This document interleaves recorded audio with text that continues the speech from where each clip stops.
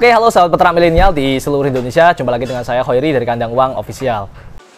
Kini Kandang Uang memiliki beberapa sistem yang tergabung dalam satu portal, yaitu kandanguang.com. Nah, di situ teman-teman bisa mendapatkan berbagai info terkait dengan artikel peternakan, video tutorial, kemudian toko online, info pelatihan gratis, dan juga info pelatihan yang ada di Kandang Uang. Untuk mendapatkan info lebih detail lagi, teman-teman bisa lakukan login dan klik tutorial peternakan secara gratis. Oke, silahkan dikunjungi di www.kandanguang.com. Oke teman-teman, hari ini kami akan sharing ke teman-teman tentang bagaimana manajemen pengolahan limbah ya yang ada di Kandang Uang. Kita tahu bahwasanya dalam usaha peternakan ada beberapa problem ya, dan salah satu problem yang paling banyak dihadapi oleh para peternak yang ada di Indonesia adalah terkait dengan limbah peternakan. Yang ini tentunya tidak baik ya bagi lingkungan sekitar. Jadi niat kita yang baik bisa jadi tidak baik akibat dari pengolahan limbah-limbah yang tidak maksimal, sehingga bisa mengganggu pencemaran ataupun polusi udara yang ada di lingkungan kita. Nah, bagaimana salah satu ini ya teknik yang kami gunakan di Kandang Uang untuk melakukan manajemen pengolahan limbah? Ikuti terus video kita kali ini.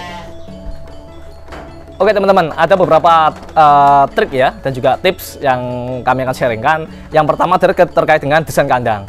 Nah, jadi kami selalu menyarankan pada teman-teman peternak milenial dalam membuat desain kandang kita buat seefisien dan juga seefektif mungkin. Terutama dalam hal yang pertama, ketinggian kandang. Kita buat ketinggian kandang minimal 50 cm ya, atau setengah meter dari alas, dari bawah di tanah. Agar apa? Agar proses nanti teman-teman mengumpulkan kohenya ini menjadi lebih mudah. Dan semakin tinggi akan semakin bagus, karena selain dia mudah dalam pembersihan, juga amonia ataupun ini ya gas-gas yang ada dalam kohe atau kotoran hewan itu tidak bisa mencapai ke atas seperti itu.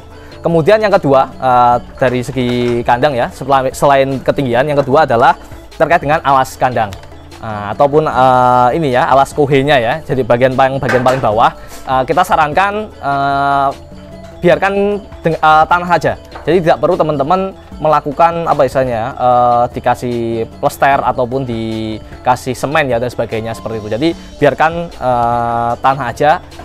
Apa fungsinya? Agar ini ya urin, jadi yang sebenarnya bikin bau itu sebenarnya adalah urinnya. Urin ini bisa meresap ke dalam tanah, dan kotoran hewan atau kohe dari kambing domba itu sendiri bisa menjadi cepat kering seperti itu. Itu tips yang kedua. Kemudian tips yang ketiga yang kami lakukan di Kandang Uang adalah dengan pemberian kapur. Nah, kapur ini bisa menggunakan kapur bangunan atau kapur pertanian ya, bebas teman-teman. Dengan cara biasanya kami setiap 2 hari sekali atau misalnya seminggu 2-3 kali kita taburi kapur di atasnya. Nah, kapur ini fungsinya adalah satu macam-macam ya. Satu, untuk mengurangi kadar air yang ada dalam kohe, sehingga dalam proses nanti pengumpulannya menjadi lebih mudah karena dia tidak terlalu basah. Kemudian kedua, memperkaya gizi ya, nutrisi. Kita tahu nanti setelah kita kumpulkan, maka kohe itu akan kita buat menjadi pupuk atau kita akan fermentasi. Nah, dengan adanya penambahan kapur ini menjadi gizinya menjadi lebih maksimal, menjadi lebih bermacam-macam, beragam seperti itu. Kemudian fungsi yang berikutnya terkait dengan kapur ini adalah untuk ini ya sterilisasi kandang sebenarnya. Jadi satu langkah sterilisasi kandang yang paling mudah adalah dengan cara memberikan atau menaburkan kapur ke dalam kolong kandang, ke dalam dicampur dengan kohe seperti itu. Dan ini juga mengakibatkan ini teman-teman, satu, kotorannya menjadi kering sehingga lalat. Nah, ini menjadi tidak terlalu banyak. Selain itu juga dapat mengurangi bau yang ada dalam kohe ataupun dalam tadi ya kandang seperti itu. Berikutnya yang kami lakukan adalah ini teman-teman, penyemprotan dekomposer atau ini ya bakteri-bakteri baik yang fungsinya satu sebagai untuk mengurangi bau kandang. Nah, biasanya kita menggunakan produk senyap ya yang bisa kami gunakan di Kandang Uang. Kita semprot rutin, biasanya 2 hari sekali. Jadi setelah ditaburi kapur, biasanya langsung kita semprot juga sekalian untuk mengurangi bau dalam kandang. Kemudian yang kedua, untuk ini biar kohenya menjadi lebih cepat ini ya terfermentasi. Jadi dia lebih cepat hancur nanti seperti itu, dan lebih cepat jadi. Kemudian selanjutnya adalah yang terakhir adalah pembersihan rutin. Jadi kami di kandang uang untuk manajemen limbah ini kita setiap 1 minggu sekali kita kita keruk kohenya, kita ambil semuanya, kemudian kita kantongi, kemudian bawa ke dalam gudang ataupun tempat untuk pengolahan pupuk organik seperti itu. Oke teman-teman, setelah kita karungi ya nanti ya, selanjutnya kohe-kohe ataupun kotoran hewan dari kambing atau domba tadi kita akan giling menggunakan mesin pengolah pupuk ya yang serbaguna. Nah, jadi nanti selanjutnya kita akan giling, terus kemudian kita akan campur juga dengan berbagai macam ini ya bahan organik, terutama limbah dari pertanian ataupun limbah dari pakan ternak yang sisa atau mungkin tidak termakan atau terlalu keras dan sebagainya, dengan menggunakan mesin pengolah pupuk ini yang serbaguna seperti itu. Untuk reviewnya terkait dengan mesin ini bisa tonton di channel YouTube kami.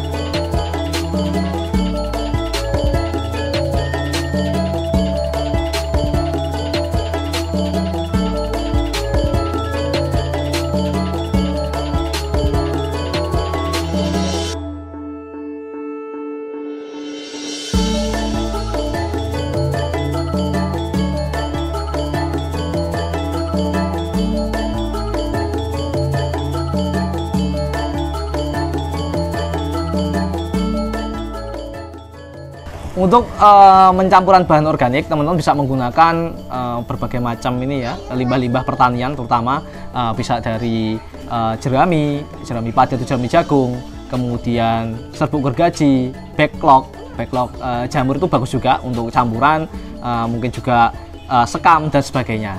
Manfaatkan segala limbah-limbah ataupun sampah-sampah yang ada di sekitar untuk memperkaya gizi dari pupuk yang teman-teman akan buat.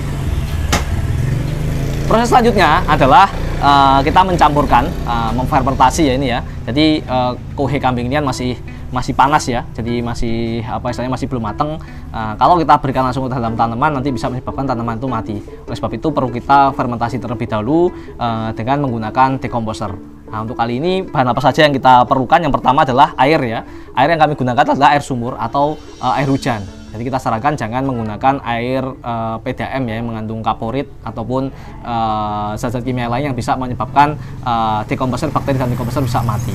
Nah, kemudian yang kedua adalah ini adalah air gula ya, air gula atau tetes. Teman-teman bisa pilih aja yang gunanya untuk ini ya, membantu bakteri yang ada dalam decomposer nanti bisa berkembang biak secara maksimal seperti itu. Kemudian yang berikutnya adalah decomposer. Untuk kali ini kita menggunakan ini ya, E4 yang kuning yang khusus untuk pertanian. Teman-teman bisa menggunakan decomposer merek lain sesuai dengan kenyamanan teman-teman ya, atau yang paling banyak tersedia di tempatnya teman-teman. Bisa juga teman-teman membuat mol ya atau mikroorganisme lokal yang berasal dari tanaman ya ataupun buah-buahan seperti nanas dan sebagainya, bisa juga digunakan untuk memfermentasi kohe kambing ini.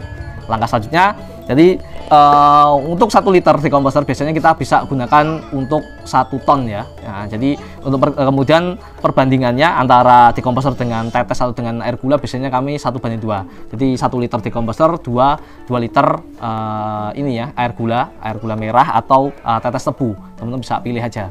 Kemudian selanjutnya kita campur dengan air tadi ya, air sumur. Kemudian untuk nanti berapa sih perbandingannya untuk airnya? Sebenarnya kalau airnya ini menyesuaikan, tergantung kering atau basahnya dari kohenya yang akan kita olah. Karena semakin dia kering maka butuh air semakin banyak. Kemudian kalau ini sebaliknya, kalau dia sudah basah maka tidak perlu air yang terlalu banyak. Selanjutnya kita akan campur.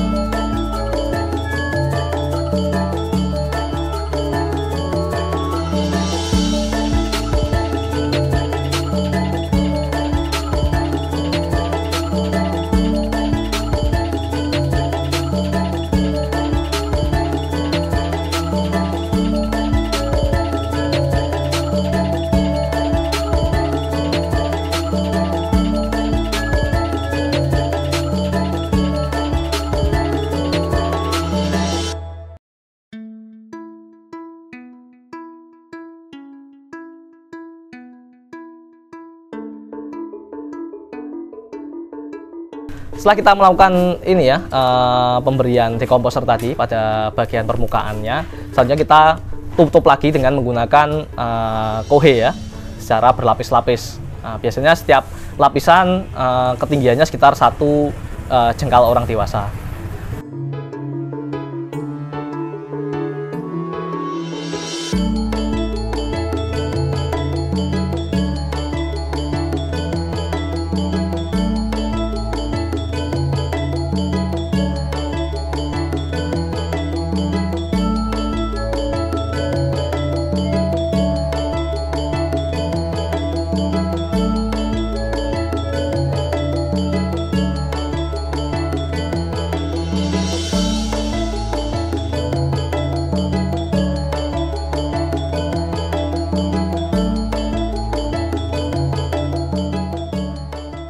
Setelah semua bahan tercampur dengan larutan dekomposer, selanjutnya kita akan melakukan proses fermentasi dengan cara menutup dengan terpal atau plastik agar yang pertama tidak terkena air hujan, kemudian tidak terkena panas secara langsung, dan yang paling penting adalah untuk meminimalisir oksigen ya, karena rata-rata dekomposer yang ada di Indonesia ini menggunakan sistem anaerob atau tidak memerlukan ini ya, oksigen ya dalam proses bekerjanya, seperti itu.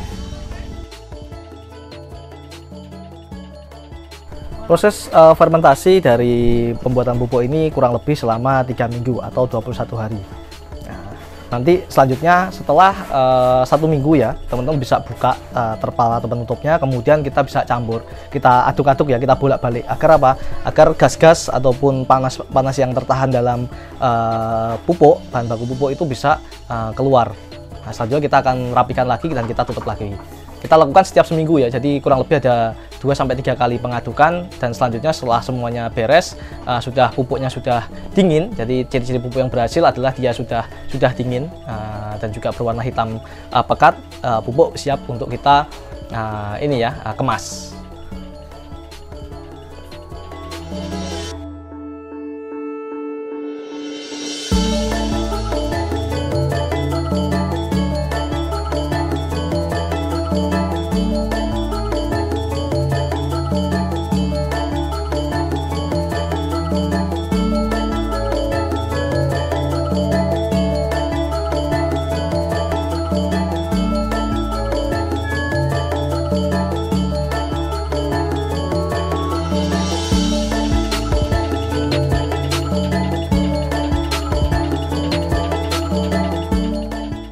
Ya oke teman-teman, setelah prosesnya berakhir ya kurang lebih 3 minggu dan kita lakukan proses pengemasan pupuk organik hayati ya, ini dari kohe kambing dan juga bahan-bahan organik, siap untuk kita aplikasikan ke dalam ini ya, tanaman-tanaman yang kita tanam seperti itu. Kemudian bisa juga ini jadi peluang bisnis buat teman-teman untuk bisa dijual kepada petani ataupun pekebun yang ada di daerah sekitarnya, yang tentunya akan menambah income atau pendapatan dari usaha sampingan ya, dari limbah-limbah kohe, domba ataupun kambing yang ada di peternakan kita. Oke, sekian teman-teman. Buat teman-teman yang ingin konsultasi lebih lanjut bisa hubungi kami di nomor 081 1350 6012. Oke, sukses buat teman-teman semua.